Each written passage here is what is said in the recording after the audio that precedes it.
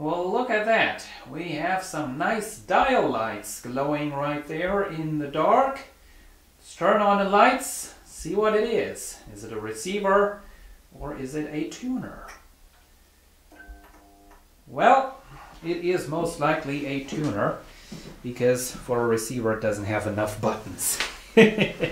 And that's indeed what it is. This is the Sony model number ST-212AL FM stereo FM AM tuner.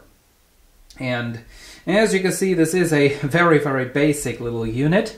Just sold it on eBay. I got 21 euro, I believe. I paid 4 euro for it, I believe, years and years and years ago. I think that was back in 2007 or 2008, the flea market. Seller also had the amplifier that he was using along with this thing. It was a higher-ended Philips of some sort, but it was already sold when I got there. I just saw a person carrying that away. But there is the tuner, and, well, stood around for a very long time. I used to have it hooked up in some systems.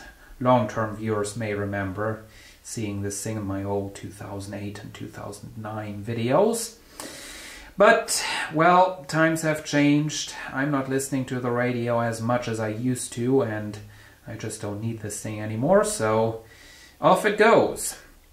And before I pack it up, I thought I'd take a last look in high quality, or actually in high definition, on this thing, because all the recordings I have for this thing are made on the cheap Aptec camcorder. Of course, that's no good. All the old recordings. But as you can see, this is a very, very basic little unit. We have a nice big dial, and we do have some LEDs to tell you what band you have selected. But other than that, not much. And the square stereo LED can already be considered to be a bit of a highlight on this thing. But anyway, well, quick look at the features and functions in case you have not already figured that all out by yourself. We have, yes indeed, the power switch over there, very exciting. The tuning knob is sitting right there, and although this is a rather low-ended unit, cheaper thing, it is nice flywheel going on inside of there, so you do get a nice vintage tuner feeling. That's of course what a lot of people are looking for, and I guess that's why I got so much money for this thing. Because other than that, I mean, the faceplate is not even made out of aluminum. It's just some thin aluminum foil wrapped around a plastic core. You can kind of see that on the side right there.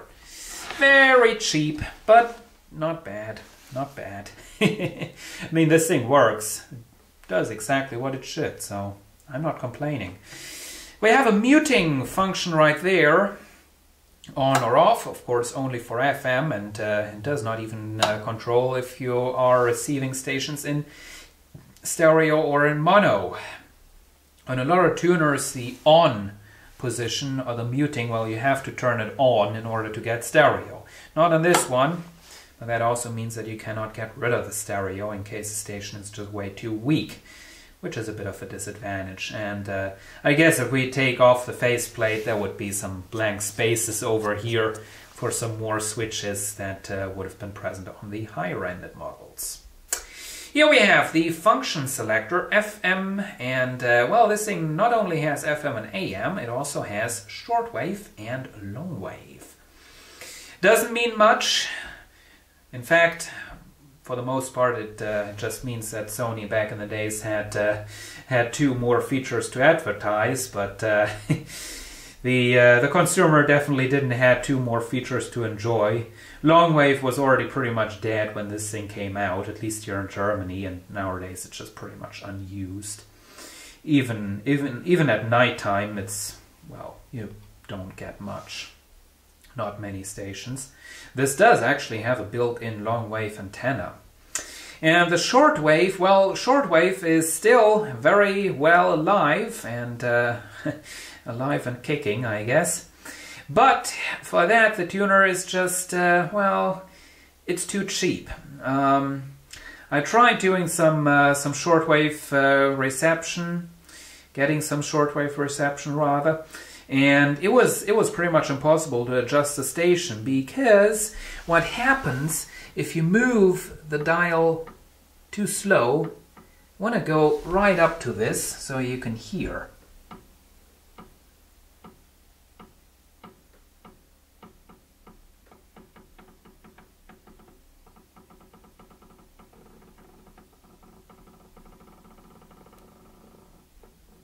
You can hear that noise, and that is actually, you know, each click means that the whole system is moving in kind of a step, and obviously it is just plain impossible to tune in a station on shortwave, because they're all so close together, and this doesn't have any bands stretched out like, you know, the old higher-ended receivers. They actually had the 49 meter band stretched out all the way across the dial. And this one has it all squeezed together in that little range right there. So you try to adjust the station, but as soon as the thing clicks on a step, goes on,